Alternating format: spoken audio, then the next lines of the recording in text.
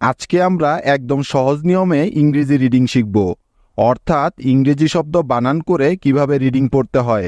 আজকে আমরা সেটাই শিখব বিভিন্ন উদাহরণের মাধ্যমে, এবং ক্লাসটি শেষে আপনাদের জন্য কিছু হোমওয়ার্কও থাকবে। সুতরাং এই ভিডিওটি মনোযোগ দিয়ে শেষ অবধি দেখতে হবে, তাহলেই সহজে ইংরেজি রিডিং পড়া শিখতে পারবেন। তাহলে চলুন শুরু করা যাক।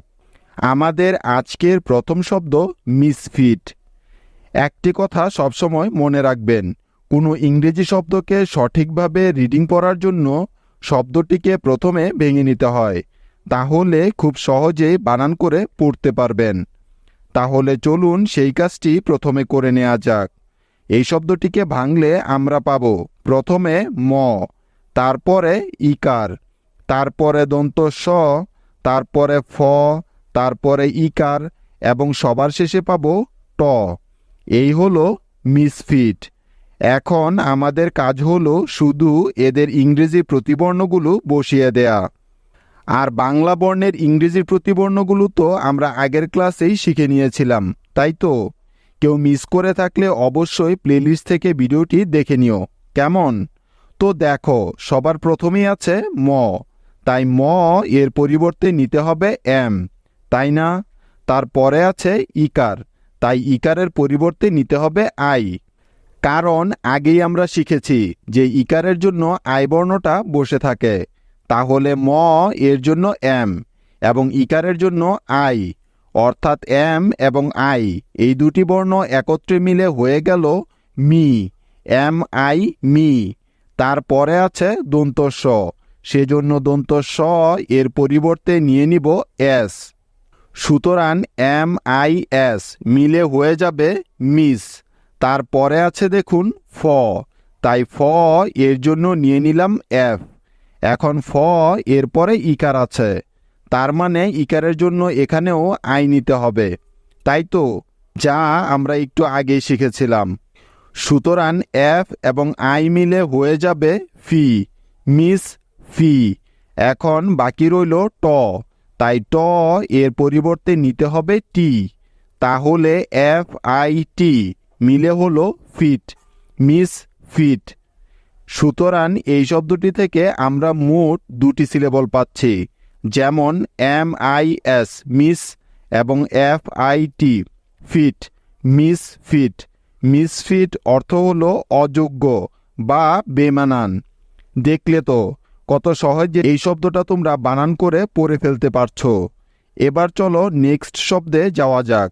আমাদের পরবর্তী শব্দ ডেভিড। এখন তোমরা বলো তো যে এই শব্দটিকে পড়ার জন্য কি করতে হবে? হ্যাঁ, একদম ঠিক, প্রথমে শব্দটিকে ভেঙে নিতে হবে। এই শব্দটাকে ভাঙলে আমরা পাবো প্রথমে ড, তারপরে একার, তারপরে ভ, তারপরে ইকার এবং শেষে পাবো আবারও ড। এই হয়ে গেল ডেভিড।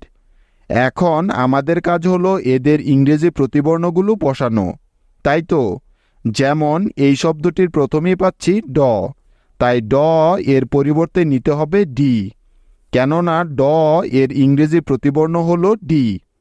এবার ড এর পরে আছে একার, তাই একারের জন্য নিতে হবে ই, কারণ আমরা জানি যে ইংরেজি বানানে একারের জন্য ই বর্ণটাই বসে থাকে। তাহলে ডি ই মিলে হয়ে গেল ডে। তারপরে ভ আছে, সেজন্য নিয়ে নিলাম ভি। এবার ভ এর পরে ইকার আছে, তাই নিতে হবে আই। সুতরাং ভি আই মিলে হয়ে যাবে ভি, ডে ভি। এখন শেষে বাকি রইল ড, তাই ড এর জন্য নিয়ে নিলাম ডি, তাহলে ভি আই ডি একসাথে মিলে হয়ে যাবে ভিড, ডেভিড। তাহলে এই শব্দটি থেকে আমরা মোট দুটি সিলেবল পেলাম, যেমন ডিই ডে এবং ভি আই ডি ভিড, ডেভিড। ডেভিড হলো একজন ব্যক্তির নাম, বোঝা গেল? এখন পারবে তো তোমরা নিজেরা করতে? নেক্সট শব্দ মার্টিন। এই শব্দটিকে ভেঙে আমরা পেলাম প্রথমেই ম, তারপরে আকার, তারপরে র, তারপরে ট, তারপরে ইকার এবং সবার শেষে পেলাম ন। ব্যাস হয়ে গেল মার্টিন। এবার আমাদের কাজ হলো এদের প্রতিবর্ণগুলো শুধু বসিয়ে দেয়া, ঠিক তো? মনে আছে তো? যেমন দেখো, প্রথমেই আছে ম, তাই ম এর পরিবর্তে নিয়ে নিলাম এম। ম এরপরে আকার আছে, যার জন্য নিতে হবে এ, কারণ আমরা জানি যে আকারের জন্য ইংরেজি বানানে এ বর্ণটাই বেশি বসে থাকে। তাহলে এম এ মিলে হবে মা, তাই তো? বুঝতে পেরেছ? তারপরে আছে র, সেজন্য নিয়ে নিলাম আর। সুতরাং এম এ আর মিলে হলো মার। তারপরে ট আছে। এখন তোমরা কেউ বলতে পারবে যে ট এর পরিবর্তে এখানে কি বসবে? হ্যাঁ, একদম ঠিক, ট এর পরিবর্তে টি বসবে এখানে। এবার ট এরপরে ইকার আছে, তাই ইকারের পরিবর্তে নিতে হবে আই। সুতরাং টি আই মিলে হয়ে যাবে টি, মার টি। এখন সবার শেষে বাকি রইল ন, তাই ন এর ইংরেজি প্রতিবর্ণ এনকে নিতে হবে এখানে। সুতরাং টি আই এন মিলে হলো টিন, মার টিন। মার্টিন শব্দটিতে দুটি সিলেবল আছে, যেমন একটি হলো এম এ আর মার এবং অন্যটি হলো T I N tin, Martin. Martin হলো আরেকজন ব্যক্তির নাম। নেক্সট শব্দ র্যালিশ। তাহলে চলুন এই শব্দটিকে প্রথমে ভেঙে নেওয়া যাক। এই শব্দটাকে ভাঙলে আমরা পাই প্রথমে র, তারপরে একার, তারপরে পাই ল, তারপরে ইকার এবং সবার শেষে পাই তালিবর্ষ। এই হলো র্যালিশ।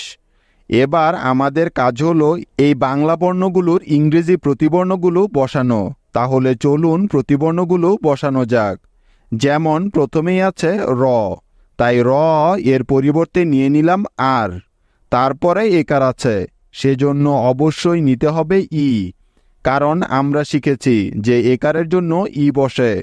তাহলে আর ই মিলে হয়ে যাবে রে। এখন আছে ল, তাই ল এর জন্য নিতে হবে এল।